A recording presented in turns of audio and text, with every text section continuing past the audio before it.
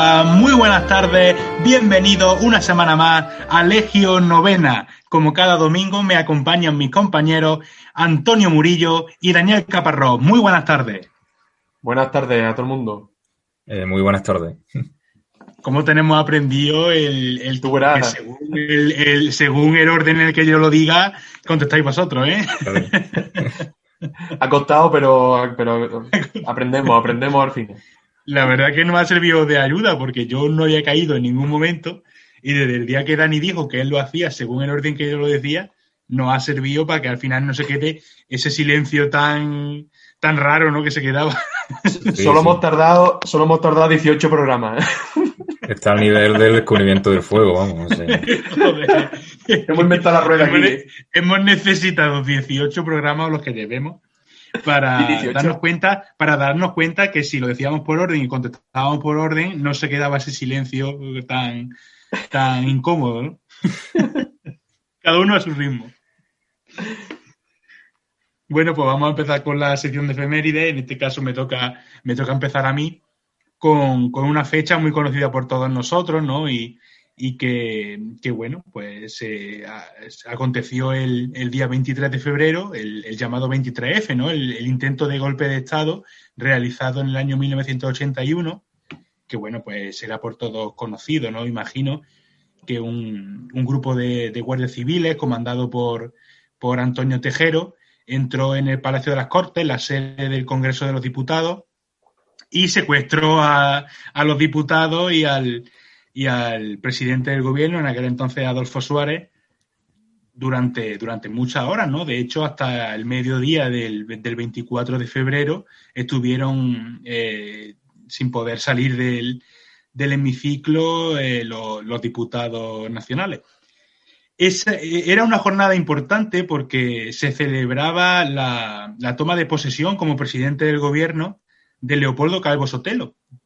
Adolfo Suárez había dimitido y Leopoldo Calvo Sotelo, que era vicepresidente segundo por aquel entonces del gobierno, iba a ser investido como presidente, y a las 6:00 de la tarde pues llegaron este grupo de guardias civiles que tomaron por el poder el Congreso. Al mismo tiempo, en la ciudad de Valencia, Jaime Milans del Bosch, que era capitán general de la tercera región militar, sacó los tanques a la calle y declaró el estado de excepción en la ciudad de Valencia. Y bueno, la verdad que fueron unos momentos que nosotros pues no lo hemos vivido, pero quienes lo han vivido nos cuentan que fueron unos momentos y una tarde muy larga, una noche muy larga, de mucha tensión, de qué podía ocurrir, y a eso de la medianoche, pues apareció el rey, ¿no? El rey Juan Carlos I, vestido de militar, diciendo que se ponía al lado de la Constitución y de la democracia, y bueno, pues evidentemente han salido muchas teorías, ¿no? Y muchas voces, ¿no? Que hablan sobre el papel que tuvo el rey dentro del golpe de Estado, ¿no? No olvidemos que a partir de este momento el rey lava su imagen, ¿no? Como rey democrático. No olvidemos que el rey estaba y ha estado durante todo su reinado puesto por Franco, ¿no? Entonces, de esta manera conseguía hacerse ver al resto del mundo, ¿no? Como un rey democrático completamente al lado de la Constitución. Y muchas son las voces que hablan sobre la presencia del rey dentro del golpe de Estado, pero bueno, son cosas que formarán parte siempre de lo que se sospecha, ¿no? De lo que se cuenta, aunque yo creo que todos tenemos claro, ¿no? Que algo algo raro tuvo que haber, ¿no? Pero bueno, el caso es que el golpe no fue a más. Y al final, pues, ahora, como ya he dicho, al torno del mediodía del día 24 de febrero, los guardias civiles abandonaron el Congreso y durante la madrugada del 23 al 24 de febrero, Milans del Bosch, pues, acabó con ese estado de alarma y retiró los tanques. Por lo tanto, el golpe fracasó, afortunadamente, y siguió la joven democracia que estaban haciendo para aquel entonces, siguió su curso. Además de esta fecha tan importante, ¿no? Y tan conocida por todos nosotros. ¿Sí? ¿Quieres decir algo, Antonio? No, esta fecha tan señalada. Sí, claro. Además de esta fecha, pues traigo otra muy interesante también, que se produjo el 27 de febrero, en este caso de 1933, el día en el que se produjo el incendio del Reichstag, que viene un poco a colación con la otra efeméride, porque el Reichstag es la sede del Parlamento alemán. Y se produjo un incendio apenas unas semanas después de que Hitler hubiese tomado posesión como canciller de Alemania. Y el propio Hitler y el partido nazi, digamos que les vino muy bien, ¿no? Porque tomaron como culpables de este asesinato a los comunistas, y esto les valió para detener a buena parte de la cúpula del Partido Comunista Alemán, y digamos que de esta manera consiguieron desacreditar al Partido Comunista y ganar poder el Partido Nazi. De esta manera el Partido Nazi consiguió establecerse como el partido hegemónico dentro de la política alemana, y como controlar todos los organismos del Estado de una manera mucho más directa. Por lo tanto, estamos hablando de un hecho muy importante dentro de esa creación del Estado nacionalsocialista en Alemania. Y luego, pues bueno, siempre, igual que pasa en el 23F, con la posibilidad de que el rey estuviera involucrado, realmente hay muchos historiadores y muchas voces que hablan de que realmente el Partido Comunista no estuvo involucrado en la quema del Reichstag, sino que fue el propio partido nazi el que quemó la sede del Parlamento alemán para culpar al Partido Comunista, y de esta manera detener, como ya he dicho, a buena parte de su cúpula, y ellos estabilizarse dentro del gobierno. O sea que, bueno, hoy en el programa que traemos, hablaremos mucho. Tiene que ver. Efectivamente, tiene que ver, porque hablaremos mucho sobre cómo se utiliza, exactamente, cómo se utiliza un hecho para justificar ciertas acciones, un hecho que probablemente está realizado por la propia institución que lo condena. Uh-huh. Sí. Así que, bueno, pasamos a la siguiente efeméride. Pues mi efeméride es del día 26 de febrero del año 1815, y aquí pues lo que ocurre es que Napoleón Bonaparte, nuestro gran amigo francés, se escapa de la isla de Elba, que es una isla que se encuentra frente a la costa italiana, donde la habían exiliado, o sea, había sido exiliado porque tras la firma del Tratado de Fontainebleau en el 1814, lo expulsaron a la isla, ¿no? Tuvo que exiliarse a esta isla de Elba. Y, sin embargo, este tratado, para que nos pongamos un poco en contexto, es un acuerdo que se pactó entre Napoleón y los representantes de Austria, Rusia y Prusia. Tras la derrota de los ejércitos franceses y la ocupación de París, digamos, por esta fuerza de la Sexta Coalición, ¿no? Estableció la renuncia de Napoleón y las condiciones de su exilio en la isla de Elba.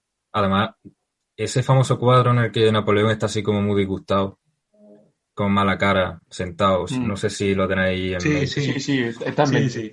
Pues ese es un meme, ese es un meme. Carne de meme, total. Pues se llama Abdicación de Napoleón en Fontainebleau. Y el autor es Paul de la Roche, para que como curiosidad.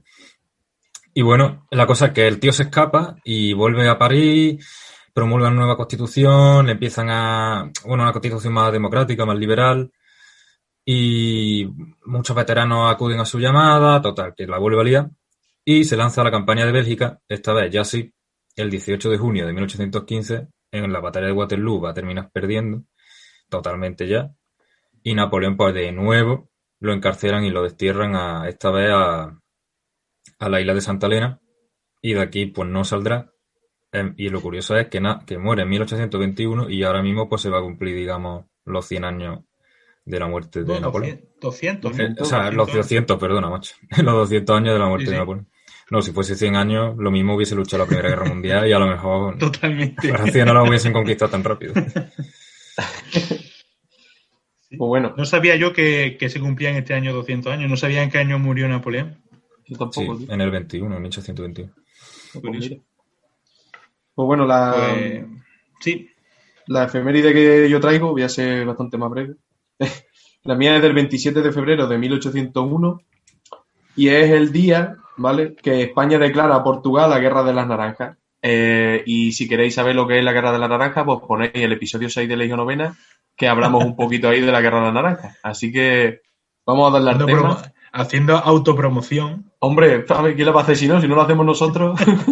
Es porque Sandevin no va a ser. Que ya, Porque Sandevin no nos quiere. No va a ser. que ya lo hemos intentado, pero no va a ser.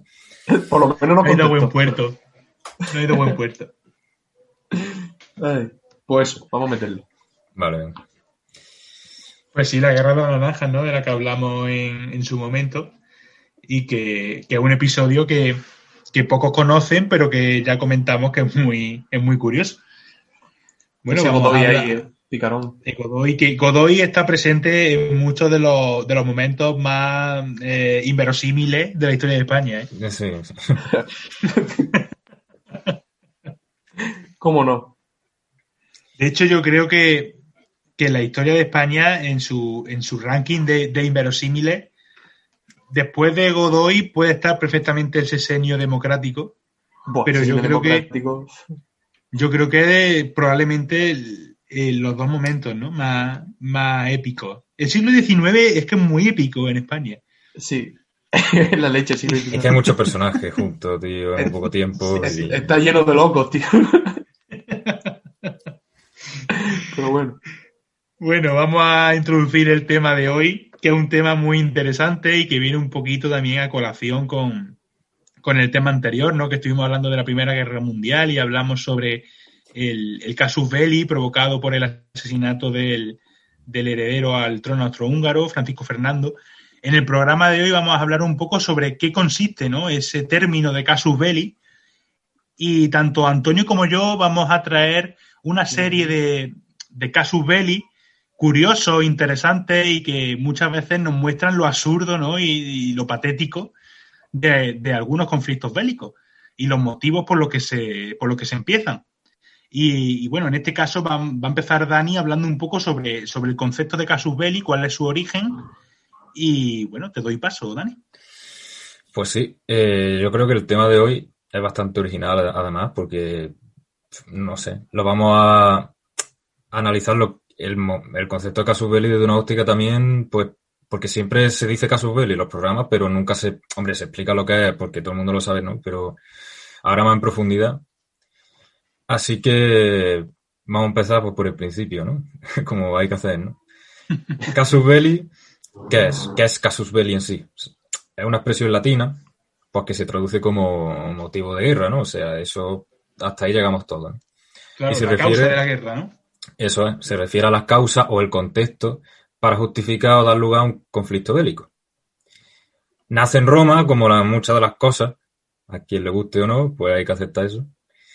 Aunque es verdad que se usa más adelante, sobre todo a finales del siglo XIX, en ese contexto del derecho internacional y la doctrina política sobre lo que es bueno, malo, moral, ético, etcétera, en una guerra. Es decir, y aquí tenemos otro concepto, el ius in bello. Es decir, todas esas prácticas aceptables mientras se está en guerra, las reglas de la guerra o el derecho de la guerra, que aunque sea, digamos que parece que la guerra todo vale, en realidad, en teoría, no. Esto lo podemos relacionar con otro concepto más, que es el ius ad bellum, que es el término utilizado para referirse, digamos, a esa rama del derecho que va a definir las legítimas razones que un Estado tiene para entrar en la guerra y que se enfoca en ciertos criterios, digamos, para hacer la guerra justa. Otro concepto más, el bellum justum, que es la guerra justa. Como veis, tanto en latín, o sea, en sumerio no hay nada, porque no... es todo romano. Es que en Roma, el día que no estaban en guerra era raro, realmente. El día que no estaban en guerra se inventaban una usando estos conceptos y decían, exactamente, que tenemos que ir a la guerra, tío. Es que ese macedonio me ha mirado mal. O sea, yo no es por nada, pero Debemos Lo típico, invadir. ¿no? De cuando te agarras tú una farola y dices, sujétame que lo mato, ¿no? Pues así Sí, estaban los Roma romanos era todo el así. día, ¿sabes? Ah, exacto. O Así era sea, Roma un poco. Sujetatum matum est. Exacto. se agarraban a una columna, ¿no? Pues bueno, todos estos conceptos vienen, digamos, a justificar lo que va a sufrir la población del país. Es decir, es una manera de decirle, esto va a merecer la pena, ¿no? Ya que el otro, el enemigo, el que está enfrente, ha roto el equilibrio.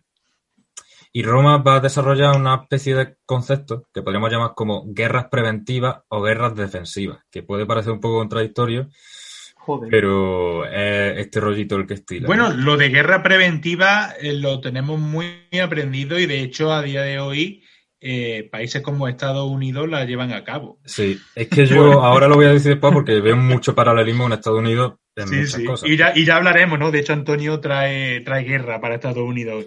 buah. Pues bien, todo argumento preventivo en este marco se entiende, digamos, como un argumento defensivo, es decir, que acorde a la idea romana esta de guerra justa. Y este acto defensivo, realizado ante las amenazas reales o supuestamente reales, empieza sobre todo en la Roma republicana. La Roma republicana va a ser experta en esto.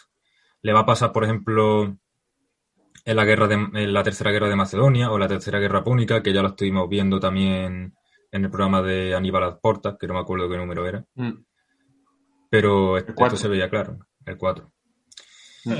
Que fuera. Pues digamos que eso, que se va definiendo a las implicaciones legales, morales, relativas a la justicia que se tiene sobre la guerra, que además es el modelo vigente que sigue hoy en día, como hemos estado diciendo. Y que parte además también de un modelo griego. Lo curioso es que en teoría estas guerras justas, digamos que se usan para declarar la guerra, pero que no parezca que tu intención es expansionista e imperialista. De hecho, Polibio dice que los romanos siempre aparecen como acudiendo a la guerra por obligación. Es Mm. decir, como que les toca ir, cuando en realidad está claro que, por ejemplo, como ocurre con Cartago, una vez eliminada a Cartago del mapa, son ellos los que se van a ver, digamos, legitimados a la conquista del mundo conocido, como por ejemplo pasa en Hispania, ¿no? Al fin y al cabo son excusas, ¿no? Y además se ven a sí mismos como garantes de la paz y como libertadores, y en eso también me recuerda mucho a los Eso jueguecitos que hace es, Estados Unidos.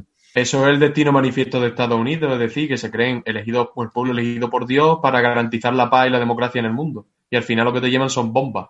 Hmm. Aunque sean inclusivas, pero te llevan bombas. Aquí te Aunque lleva... aunque tengan identidad de género como la de Biden. Claro, Sí, claro. sí, pero son bombas igual.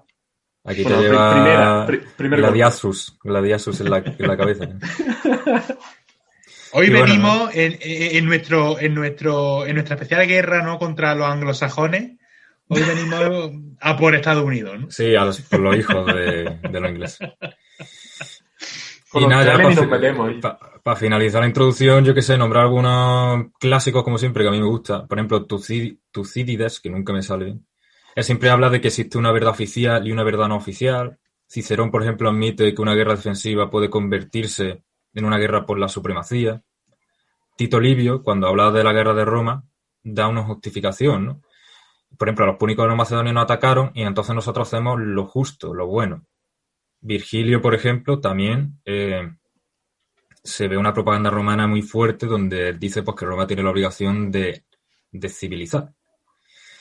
Y esto es curioso porque en realidad, como muchas cosas, Roma lo va a heredar de Grecia y ese papel civilizador y de ir buscando siempre con las tensiones que al final se generan guerras, lo mismo que pasó, por ejemplo, la guerra del Peloponeso, que me recuerda, salvando mucho a la distancia, a la Primera Guerra Mundial, porque había muchas tensiones previas hasta que al final estalla. Y yo creo que el mayor ejemplo de eso a nivel literario y mítico es la propia Ilíada, es decir, la guerra de Troya, porque al fin y al cabo el rapto de Helena o que Helena se vaya voluntariamente, como queráis, ahora cada uno está diciendo por ahí distintas maneras de interpretarlo, ¿no? Pero bueno, el caso es que el rapto de Helena es el casus belli de la guerra de Troya. Y uno de las obras más famosas de nuestra cultura occidental está basado en un casus belli. Entonces la importancia de los casus belli es, no sé, yo creo que está ahí y que por eso le queríamos dedicar un programa para que se entendiese la mentalidad del casus belli. Y a nivel histórico, y ya con esto acabo, yo creo que el casus belli más importante, o de lo más importante o más reconocido, es el propio paso de Julio César, ¿no?, al Rubicón, cuando pasa el río Rubicón, que todos habremos alguna vez escuchado la frase de cruzar el Rubicón como que como te estás pasando de la raya.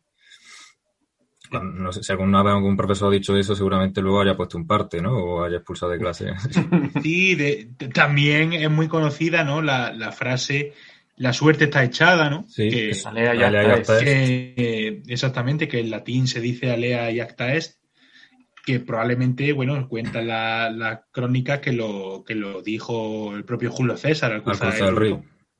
Y claro, es que aquí también hay que irse, como pasa en la Primera Guerra Mundial, que no es solamente cruzar un río y ya la gente se enfada porque has cruzado un río, No. o sea, no es Claro, así. lógicamente, O sea, sí, aquí hay mucha tiene una tensión. causa mucho más profunda. Hay un siglo en el que veréis cómo hay en Roma un montón de conflictos civiles. Por ejemplo, la guerra social, la primera guerra civil, la guerra sertoriana, la conspiración de Catilina, la segunda guerra civil, la guerra de Módena, la revuelta siciliana, y hay más. Un siglo entero de conflictos. ¿Qué ocurre? Que Julio César no cruza el Rubicón porque sí. A Julio César llevaba sirviendo fielmente a Roma 9 años como procónsul en la Galia, había reportado muchísimos beneficios. Y esto, pues, al pueblo le gustaba, pero digamos, al bando senatorial más aristócrata, que se oponía porque sabéis que están los optimates, están los populares, ¿no? Aquellos que se oponían a César y, sin embargo, estaban con Pompeyo, que son los que pertenecían a ese primer triunvirato, que más que un triunvirato institucionalizado, era una alianza económica con Craso, que ya sabemos que muere en el 53. Y entonces, pues, Julio César realmente va a Roma porque le están tocando las narices. Es decir, quieren evitar que vaya digamos, a ser cónsul. Le dicen, porque claro, Pompeyo estaba casado con la hija de César, pero esta muere y finalmente se casa con la hija de Quinto Cecilio Metelo Escipión, que era partidario de los optimates y quería, digamos, aumentar el poder del Senado. Y le dicen a César que si quiere ir a Roma a ser cónsul, que tiene que licenciar sus legiones, es decir, no puede ir con sus legiones a César, o sea, a Roma, porque tenían miedo de que pues hiciese un levantamiento militar, ¿no? Lo que hacen es darle poderes excepcionales a Pompeyo, nombrarlo como una especie de dictador, y Julio César dice, nada, yo ya no aguanto más. Y en el día, aquí hay debate, yo he visto día 10 u 11, pero yo voy a decir que es el día 10 porque en un artículo de Antonio Caballo Rufino, que es catedrático de Historia Antigua en Sevilla, dice que es día 10, así que yo me voy a fiar. Y no, finalmente crucé el río. Lo que pasa es que el río marca la frontera entre la Galia e Italia y por ley nadie podía cruzarlo con tropas sin que el Senado se lo autorizase. Entonces esto significó la guerra civil, que ya todos conocemos, que luego habrá otra y finalmente dará lugar al imperio por parte de Augusto y ya está. Simplemente es como el símbolo de cruzar un río da pie a una guerra. Y ese es el casus belli de la antigüedad, ¿no? O sea, como el más reconocido. Sí, uno de los casus belli más famosos de la historia. Y que, bueno, nos dejó esta frase, ¿no? De la suerte está echada, tan famosa que a día de hoy pues significa una frase hecha, ¿no? Muy, muy popular. Eso. Y ya bueno, está. Pues voy yo con dos de los casus belli que he visto que era buena idea traer. Los que ya me conocéis, pues pensaréis que traigo casus belli, ¿no? de conflictos de la edad contemporánea, pero no es el caso, porque tanto la Primera Guerra Mundial como la Segunda Guerra Mundial, en capítulos anteriores de Legio Novena, pues hemos hablado un poco, ¿no? Sobre el casus belli tanto de la Primera Guerra Mundial, en el capítulo anterior, con el asesinato del archiduque Francisco Fernando, y también en el programa sobre Hitler y sobre el expansionismo nazi, hablamos del casus belli que provocó la Segunda Guerra Mundial, que fue la invasión de Polonia, ¿no? Por parte del ejército alemán. Entonces dije, no voy a ser repetitivo y voy a traer otro tipo de conflictos. Y he dicho, voy a traer unos casus belli que provocaran guerras absurdas, ¿no? A ver, para reírnos también un poquito, ¿no? a ver Y qué la nos primera trae, que traigo- porque no nos ha querido decir nada, a ver qué trae. Ah, es sorpresa, sí. Ojo, ¿eh? A ver, tampoco penséis que voy a traer aquí la panacea, ¿no? Pero me ha parecido muy curioso por lo absurdo, ¿no? De cada uno de ellos. El primero de los conflictos, ¿no? que traigo se llama la Guerra del Cubo. Y bueno, el nombre, ¿no? Ya de por sí es muy ilustrativo porque sí, no tiene más vueltas de hoja. La guerra se produjo por un cubo de agua. Hostia. Se produjo en el año 1325 entre las ciudades-estado de Módena y de Bolonia. Como ya sabéis, Italia no se unifica hasta el siglo XIX y antes de eso, pues un conglomerado, ¿no? de estados que, bueno, pues tenían ciertas particularidades culturales, pero políticamente eran completamente independientes. Y en este caso, Módena y Bolonia eran ciudades-estado que estaban enfrentadas entre sí. En el caso de Módena tenía el apoyo del Sacro Imperio Romano Germánico y en el caso de Bolonia el principal apoyo estaba en el papado, era el apoyo de los papas. Y bueno, esta guerra se produce porque la ciudad de Módena envía unas tropas a Bolonia, y del centro de la ciudad cogen un cubo de agua que se situaba en un pozo de una plaza céntrica de la ciudad de Bolonia. Estas tropas de Módena cogen el pozo y se lo llevan a Módena. ¿El pozo entero? No, el cubo de agua. O sea, Claro, vale. Las tropas de Módena cogen un cubo de agua que había en un pozo de una plaza de Bolonia Y se lo y se lo llevan a Módena.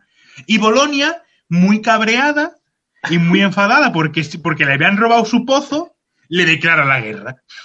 Es comprensible, ¿sabes? Hostia, los ofendiditos de la Edad Media, ¿eh? El casus belli era que Módena le había robado a Bolonia un cubo de madera. A lo mejor una madera de puta madre ahí, de pino súper bueno.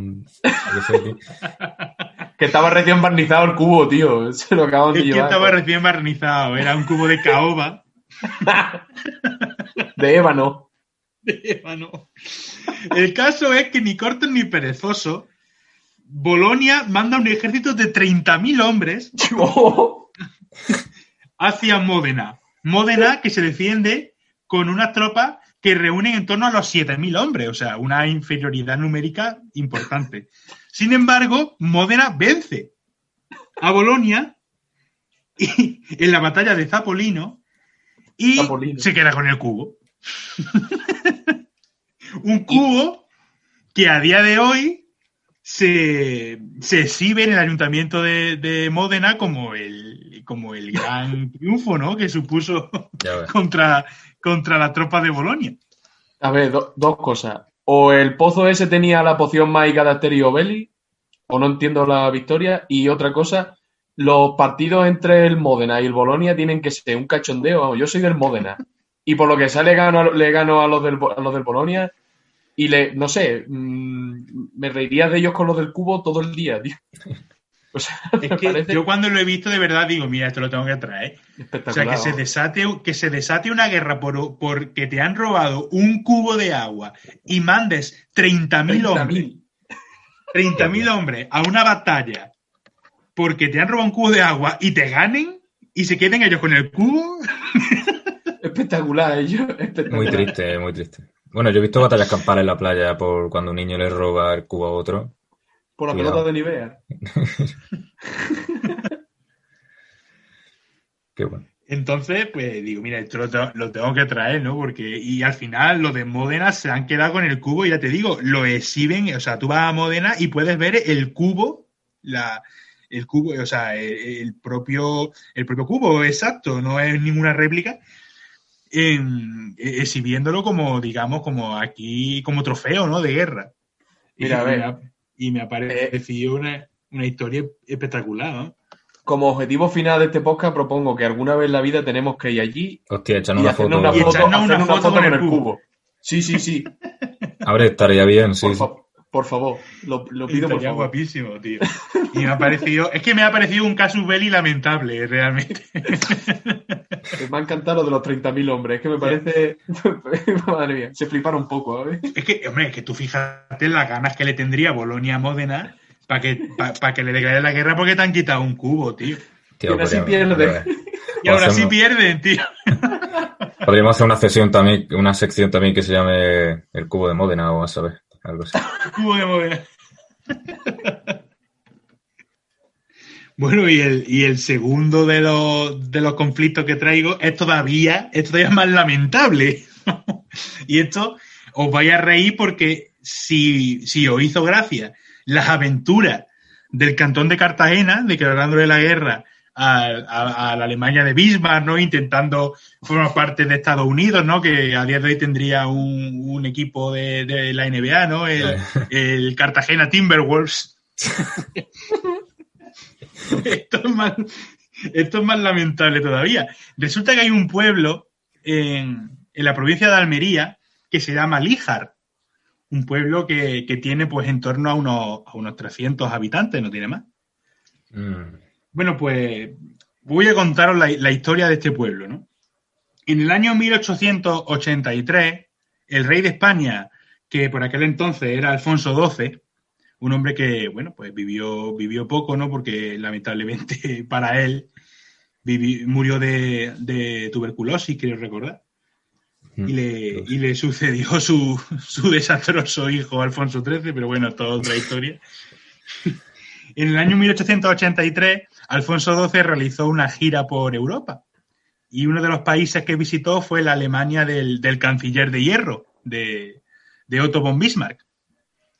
Y bueno, pues en la estancia que tuvo en Alemania, ni corto ni perezoso, Alfonso XII, sabedor de que desde la guerra franco-prusiana de 1870-1871 había un importante pique, ¿no? Entre Francia y Alemania, pues cuando llegó allá a Alemania, Alfonso XII dijo que en una posible guerra entre Francia y Alemania, que España se situaba a favor de Alemania, que él iba con los alemanes, ¿no? Y que le prestaba su apoyo.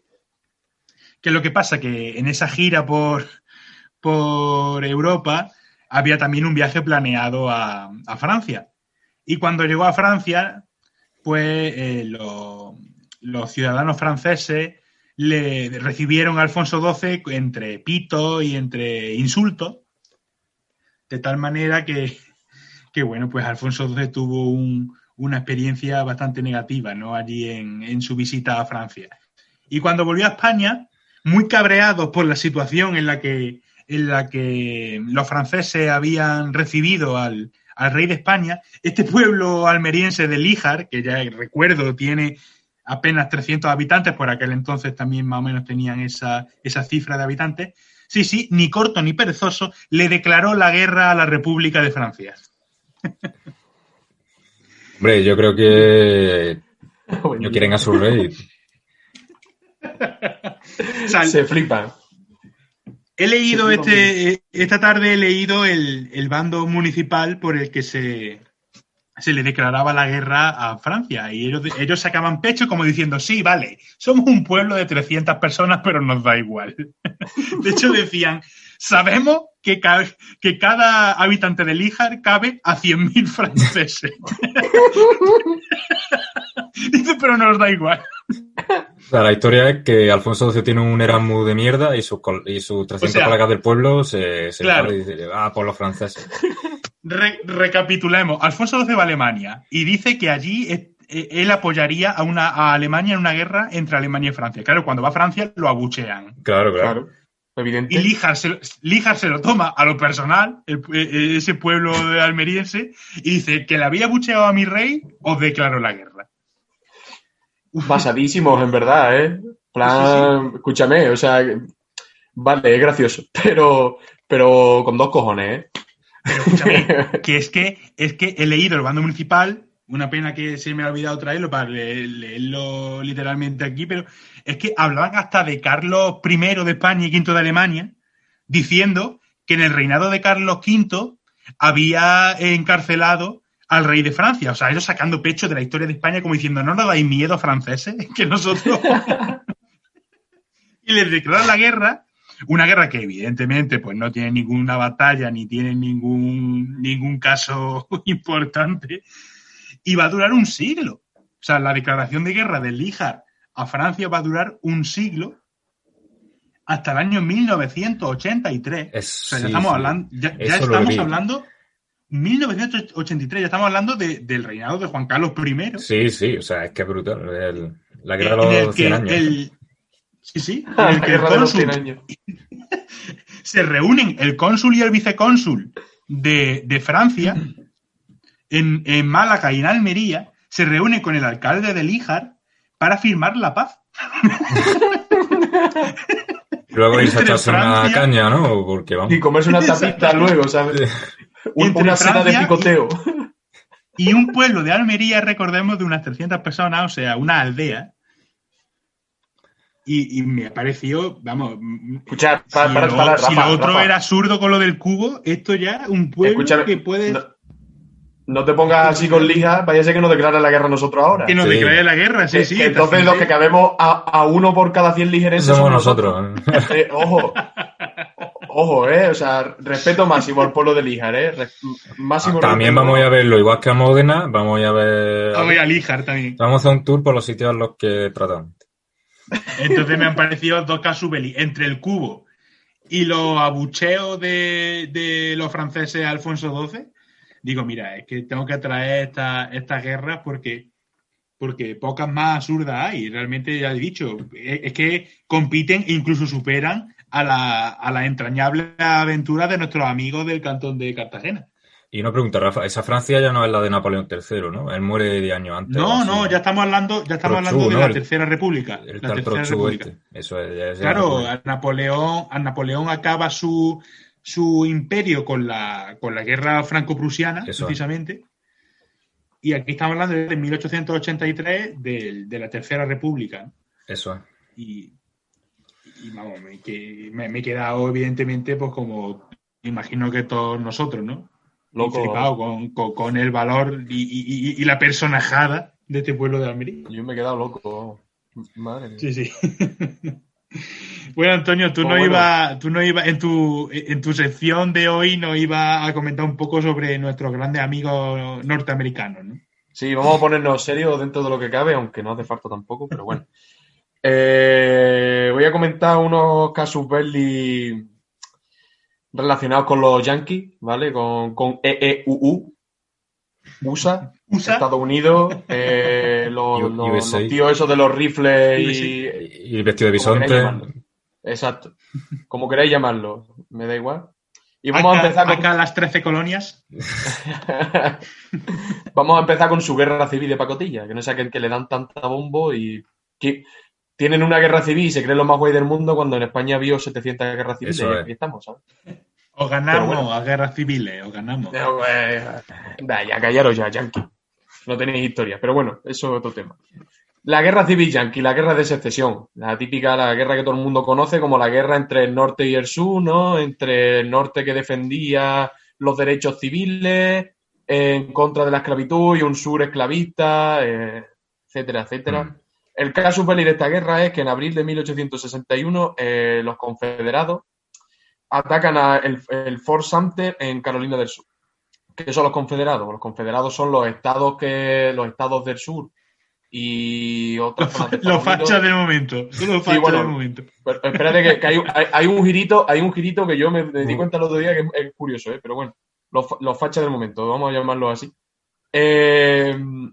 Se cesionan, ¿no? Porque las elecciones de ese año las gana Lincoln, las gana el Partido Republicano. Y una de las, como un punto del programa, ¿no? Digámoslo así, era acabar con la esclavitud, ¿no? Entonces, estos estados del sur, latifundistas, que vivían de la producción de materias primas, de las exportaciones y que tenían una economía esclavista, pues se separan. Los famosos campos de algodón y todo eso, ¿no? Exacto. No. Se separan, crean como su propio país, ¿no? Y al final atacan el Fort Sumter y se inicia la guerra de secesión, que al final pues termina ganando el norte, pero bueno. Aquí lo que estaba diciendo antes Dani de la causa justa de la guerra, no sé qué, no sé cuánto, es el pretexto de acabar con la esclavitud. Claro. Pero no es así. O sea, el norte, como Estados Unidos hace con todas las guerras en las que se mete, porque el norte es el que triunfa y es el Estados Unidos que tenemos hoy en día, de esa guerra de secesión, siempre se inventa un algo, ¿no? En plan, tengo que ir a Siria porque la libertad está en peligro, no sé qué, lo que hay es petróleo. Tengo que ir a no sé dónde porque están atacando los derechos de los olivos nacidos en el siglo, yo qué sé, los rollos que se inventan, pero en verdad es que allí hay piedras preciosas y también las quieren. Pues lo que pasaba aquí es que había una lucha económica entre el norte y el sur. Eran sistemas económicos totalmente distintos. El norte tiene una economía mucho más capitalista basada en la industria, Más industrial, eso. basada en la producción de manufactura. Y el sur es un estado, como he dicho, es una economía más latifundista basada en la producción de materias primas y la exportación de las mismas. La gran propiedad y todo eso. Exacto. Sí. No tienen nada que ver, son mundos contrapuestos, es una antagonía entre los dos. ¿Qué pasa? Que el pretexto de liberar a los esclavos y demás queda muy bonito también. Que es verdad que luego sí se acaba con la esclavitud, pero muchos estados que defendían todavía la esclavitud apoyaban al norte igualmente y tardaron más años en suprimir la esclavitud una vez que se terminó la guerra de secesión. Y eso no está o sea, lo de la esclavitud, incluso cuando algunos lograban escapar al norte, muchos los devolvían. También. Sí. De hecho, había una gran controversia. De hecho, el propio Lincoln, bueno, espérate, esto es que es muy gracioso. Los demócratas, ¿vale? El Partido Demócrata es el que sí apoyaba la esclavitud y el Partido Republicano es el partido que estaba en contra de la esclavitud. Date cuenta tú la Sí, gracia de eso. es que esto hay que aclararlo un poco. Sí. Digamos que a día de hoy se tiene como el Partido Demócrata como el más liberal, ¿no? Y el Partido Republicano como el más carca, ¿no? A día de hoy. Sí. Pero eso en el siglo XIX parecía que era al revés, ¿no? Sí, sí, vamos, totalmente. Yo te estoy diciendo que los demócratas son los que defendían a los estados del sur y los republicanos los estados del norte en contra de la esclavitud y demás. Sí. Pero el caso al final es ese. Al fin y al cabo, esto va a sonar un poco feo y eso, pero yo no lo digo en plan ni racista ni ninguna tontería de esas porque faltaría más. Pero al fin y al cabo, un esclavo es un bien, en el sentido de que es una propiedad, son personas y evidentemente la esclavitud está mal, ¿vale? Niños, no practiquéis la esclavitud. La esclavitud está fea. Fatal. No lo practicáis en casa. No, ni en casa, ni fuera, ni nada. No hagáis egipcios ahora. La esclavitud está mal, fatal. Y de hecho, en el mundo en el que vivimos vamos de camino a una esclavitud encubierta en la que encima te crees libre, pero sigue siendo un esclavo. Una esclavitud bueno, legal. No vamos... Exacto. Bueno, que también lo era esa. Pero al fin y al cabo un esclavo es un bien que produce para ti, es como es una máquina, ¿no? O sea, en el sentido que es un objeto, ¿vale? Tú lo compras. Tú no te interesa que ese bien, que ese objeto esté en malas condiciones, te interesa tenerlo bien alimentado, para que trabaje bien, etcétera, etcétera. Muchas veces lo que pasaba es que muchos esclavos, que no estoy diciendo esto en plan de que estaban mejor con la esclavitud, no. Pero que muchos lo que pasaba es que se iban al norte huyendo y demás, y luego cuando llegaban allí lo que encontraban era la inmundicia máxima. Sí.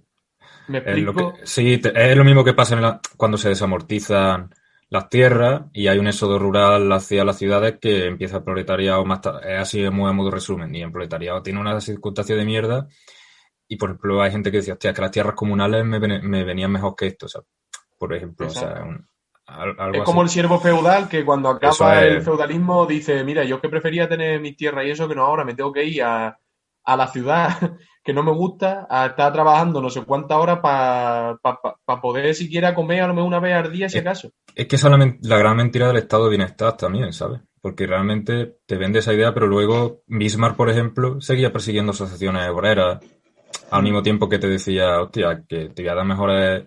Bueno, eso es lo del... de este tío, seguro de enfermedad y tal, ¿no? Sí. Pero es un poco todo ese debate, tío.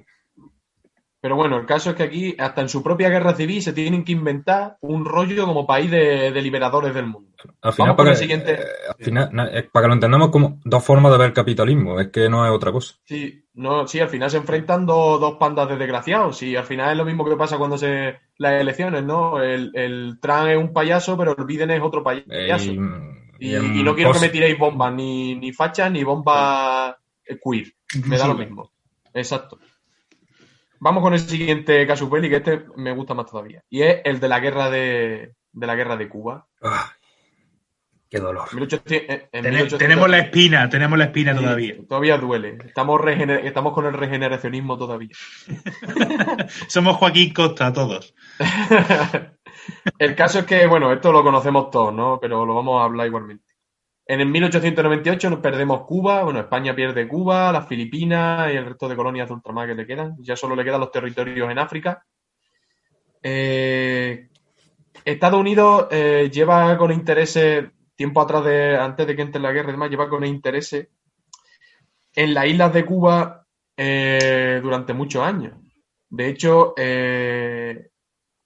se cabrea mucho con España porque España no quiere venderle Cuba, porque la propia opinión pública española se pondría en contra del gobierno español si le vendiéramos Cuba como se le vendió California, creo que fue, o Florida. Creo que fue Florida. Florida. Sí. Bueno, California o Florida, no me acuerdo ahora mismo, pero territorio... Sí, porque California creo que pertenecía ya por aquel entonces a México. Se vende Florida. Vale, entonces seguramente fuera Florida, pero te estoy hablando de a lo mejor 70 años antes de la guerra de Cuba. Entonces, como no la quieren vender, no sé, Estados Unidos quiere de todos modos la isla, no sé qué hacen. Pues llevan allí un barquito, que es el Maine, le pegan un petardazo y dicen que hemos sido nosotros. Y así se meten en la guerra y bueno, en la superioridad militar era bastante amplia con respecto a España, pues terminan apoyando a los cubanos independentistas, ¿no? Terminan por conseguir la independencia y demás, y bueno, no consiguen la independencia, o sea, se quitan de la mano de España y al final lo que consiguen es pues entrar en la órbita estadounidense en el sentido de que, bueno, son una colonia yanqui. Y Sí. eso. Bueno, no. de hecho son una colonia yanqui prácticamente hasta la Revolución Cubana. Sí, hasta la revolución, hasta que llegó Fidel Castro, claro. Para más coraje todavía, lo de Florida creo, me acabo de acordar que ni siquiera se llegó a pagar, pero bueno. Creo recordar que no se cobra. De hecho, en el tratado pone que vamos, dentro de poco nos la deberían devolver, en verdad, pone en el tratado. Me va a pasar como con ¿Te Lija. imaginas? Sí, bueno, cuando llegue eso el tratado lo meten en fuego o lo mismo se inventan otra guerra para quitarnos las Canarias, yo qué sé. Lo del Maine fue Bueno, eso, prensa amarilla total. Y ya está. Totalmente. Sí. Bueno, y nosotros les declaramos la guerra por orgullo, ¿no? De potencia europea tradicional, ¿no? Pero Claro. vamos, teníamos todas las de perder y efectivamente duramos 2 telediarios. Ya estaba fuera todo. Sí. Los últimos de Filipinas, ¿no? Pero- Ahí los últimos héroes. Pero bueno, y luego Estados Unidos tiene una serie de casus belli cada vez más ridículos y más absurdos que ya casi nada, vamos, no sé quién se los cree, de verdad. Por ejemplo, el de la guerra de Irak es el de las Torres Gemelas, ¿no? Y un poco la sospecha de que Saddam Hussein tiene armas de destrucción masiva, no se puede tolerar eso. El que tumba las Torres Gemelas, que es Bin Laden, es un tío que fue entrenado por la CIA para hacerle la guerra en Afganistán a la Unión Soviética, ¿vale? Y de hecho, el vídeo es en el que se ve cómo entran a la casa y lo terminan matando y eso es muy sospechoso. Ese tío, para mí que está en un sitio perdido de la mano de Dios, pero en una mansión, comiendo gambas, en plan, gracias a ti tenemos todo el petróleo iraquí. Está con Sandokan, yo creo. Con Sandokan, sí, con Jesús también. Fue una guerra que costó 1 millón de muertos entre civiles y soldados. Hablando de muertos de allí, no los yanquis. Y así, bueno, así tenemos casus belli los que queráis. La guerra de Vietnam, la guerra de Libia, la guerra de Siria, que de hecho la guerra de Siria hace poco como que se paró las hostilidades desde Estados Unidos hacia Siria y ahora la han vuelto a abrir, de hecho hace un par de días, si no fue ayer, fue antes de ayer, Sí. el gran tipo de Biden, que es el gran demócrata, muy liberal, sí, muy demócrata, muy, muy guay, pero bombardea. Y asesina gente como que asesinó Obama y asesinaron todos los grandes presidentes estadounidenses que se ponen como garantes de la democracia. Es que de hecho Donald Trump es el único presidente de Estados Unidos desde hace mucho tiempo que no ha tenido ningún conflicto bélico con ningún país y habla un poco, ¿no? de también la farsa de todo esto, ¿no? De Biden como si fuera aquí el gran pacifista, ¿no? Como te lo venden como el Papa de Roma y es el mismo perro con distinto collar, ¿no? Es que yo creo que los intereses están claros y, o sea, que no se defienda ninguno de los dos, evidentemente, porque defender a cualquier político estadounidense con nuestra mentalidad está medio loco. Pero está claro. Y otro problema que tiene Estados Unidos, como le pasa con Bin Laden, es que le crecen los enanos, siempre, al final. Y al final que te sale un Daesh, te sale una Al-Qaeda, y lo sufre Europa, lo sufre... Porque luego encima allí lo que le pasa a Estados Unidos es que se mete en toda la guerra por lo bajini, y luego en realidad allí tampoco le llega a gran escala. Lo sufre Europa, realmente. Exacto. Europa, bueno, y lo que más lo Y el sufre propio es territorio, que es el que más lo sufre. Claro. Hombre, por supuesto, en primer lugar, local, el propio territorio bombardeado y de Oriente Próximo. Oriente Próximo, que es una región. Pero por culpa de... Es una región. A ver, probablemente. Sí, no, yo iba a decir que probablemente desde las últimas décadas Oriente Próximo es la región más inestable del planeta y gran parte de la culpa la tiene Estados Unidos. Sí. Lo que iba a decir yo gran parte, por no decir toda. Por culpa de los temanes absurdos y patéticos de este país de energúmenos, porque no tiene otro nombre, y ahora que vengan a declararme la guerra a mí si quieren, que 2 escopetas tengo, ¿sabes? No, Antonio, primero va a venir Lijar, sí, es verdad, y después vendrá a Estados Unidos. Los convenceré para que vayan conmigo en esta hazaña. El caso es que por culpa de todos los temanes de esta gente, luego al final el mundo es el que sufre las consecuencias, porque es verdad que Oriente Próximo es el que la sufre en primera mano, pero la ristra de atentados que hemos tenido en Europa por culpa de los desgraciados estos que crearon, como el Estado Islámico o Al-Qaeda. Porque recuerdo que los atentados de los trenes de Atocha fueron por culpa de meterse en la guerra de Irak, del apoyo que le dio a Aznar entró en Irak, claro.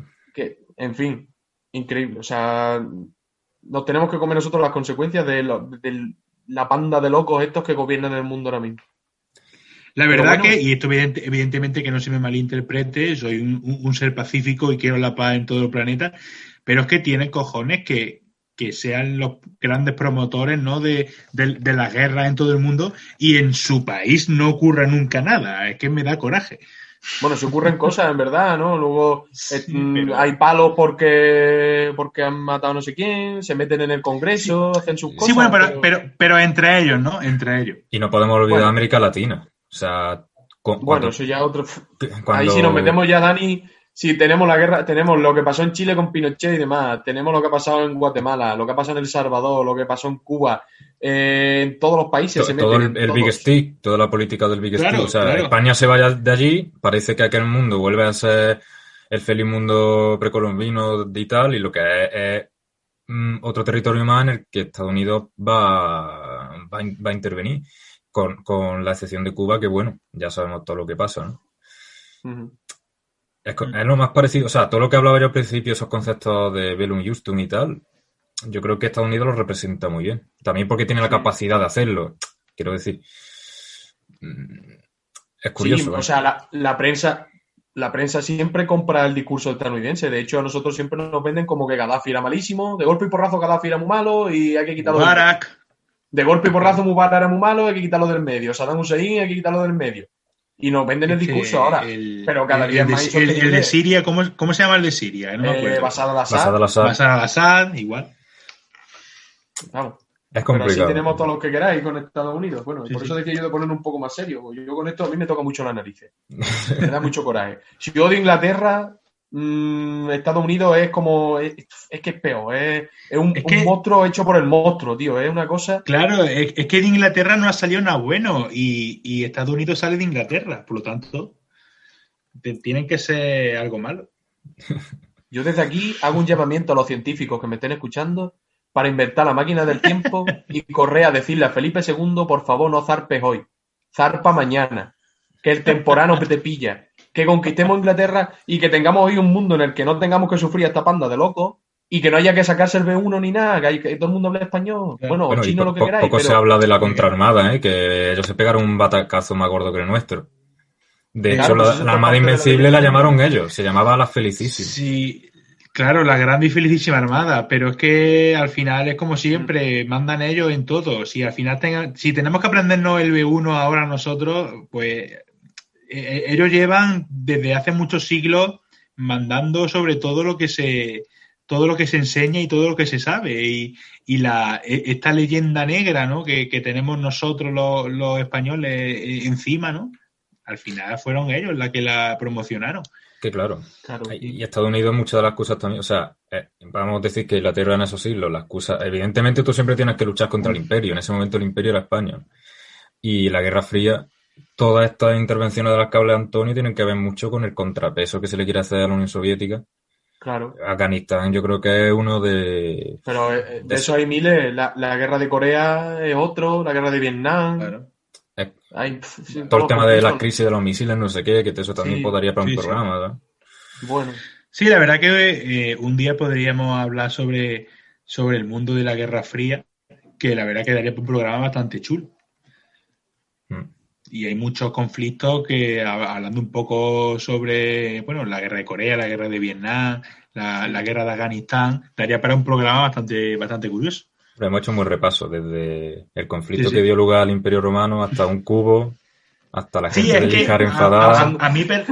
a mí personalmente, y que no se me enfade la gente que le gusta tanto Roma, que yo sé que hay muchísimo, y bueno, pues Roma está en semifinales, ¿no? del concurso que estamos haciendo nosotros. A mí no se me enfade esta gente, pero yo veo muchos paralelismos entre el imperialismo romano y el imperialismo yanqui, ¿no? pero Pues evidente, que es una maquinaria al final- gigante que controla la opinión pública. Claro. ¿Sabes lo que te digo? Entonces al final Y hemos consiguen un hecho... poco- Sí, claro. Y hemos hecho este programa de hoy sobre los casus belli para tratar un poco el tema de cómo las principales potencias del momento, y Roma en el mundo antiguo, ¿no? Y Estados Unidos en la actualidad, pues utilizan a su antojo, ¿no? el diversos motivos, diversas causas que ellos mismos se inventan para provocar una guerra que les beneficie, ¿no? Pero cada uno en su contexto, o sea, siempre Claro. no siendo presentista ni anacrónico, pero que entendamos que la propaganda para la guerra justa siempre ha existido. Incluso antes de Roma. Pasa que Roma la tenemos... Es que yo creo que es como mejor se entiende, la verdad. Claro. No olvidemos que tanto Roma como Estados Unidos, por seguir utilizando estos dos ejemplos, siempre que han tenido una guerra han salido beneficiados, ¿no? Bueno, Estados Unidos, salvo el caso de Vietnam, ¿no? Pero es un caso concreto. Sí, pero luego le benefician otros aspectos. Siempre han salido beneficiados, por lo tanto, le ha interesado el estar en esa guerra y le ha interesado un motivo para entrar en esa guerra. Por lo tanto, aquí vemos como, y el objetivo, ¿no? de que queríamos, por el que queríamos hacer este programa, ver cómo los casus belli realmente obedecen a intereses de una potencia que sabe que si entra en la guerra y vence, y tiene todas las papeletas para vencer, va a salir fortalecida de ese conflicto. Sobre todo no quedar mal internacionalmente. Claro. No siendo el primero que la declara. Qué bueno quedan mal, porque el día que se desate el caos allí en Estados Unidos, yo creo que todo el mundo cogerá un cubo de palomitas y se pondrá a mirar mientras se las come. O un cubo de agua de un pozo.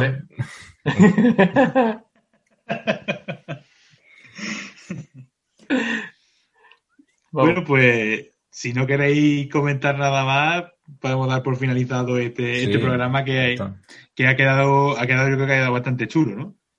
Sí. Con las guerras que hemos traído tan alocadas, y bueno, hemos hablado un poco de la actualidad, ¿no? De Estados Unidos y cómo utiliza esos casus belli que ellos mismos en la gran mayoría de ocasiones se inventan, ¿no? Para salir fortalecidos de los conflictos. Pues bueno, ya sabéis, vosotros podéis comentar, ¿no? Tanto en iVoox como en las redes sociales, sobre qué os ha parecido el programa y bueno, claro, tanto lo bueno como lo malo, ¿no? Exactamente. También quedaría bastante chulo que nos dierais algunas opiniones sobre temas que queráis que comentemos en podcast en ocasiones, en siguientes ocasiones. Y ya comentar también que, bueno, ya vamos a empezar las semifinales del concurso de la NBA, naciones bastante amplias, que llevamos desde hace un par de semanas tratando en Instagram. Las semifinales son el Imperio Español contra el Califato Omeya, por un lado, y por el otro lado, el Imperio de Alejandro Magno, el Imperio Macedónico, contra Roma, precisamente. Así que se han quedado unas semifinales muy chulas y, bueno, ya mismo será la final y, como hemos dicho en otras ocasiones, recordamos, el imperio que gane se le realizará un programa bueno, ya veremos el formato que le damos, pero que hablaremos sobre ese imperio ganador. Ujú. Nada más, como siempre, os recuerdo que nos podéis seguir en las redes sociales y, bueno, damos ya punto final al programa de hoy. Despido, como siempre, a mis compañeros Antonio Murillo y Daniel Caparrós. Un saludo. Un saludo a todo el mundo, señores. Venga, hasta la semana que viene. Cuidaros, sed felices y nos vemos el próximo domingo, chicos. Un saludo.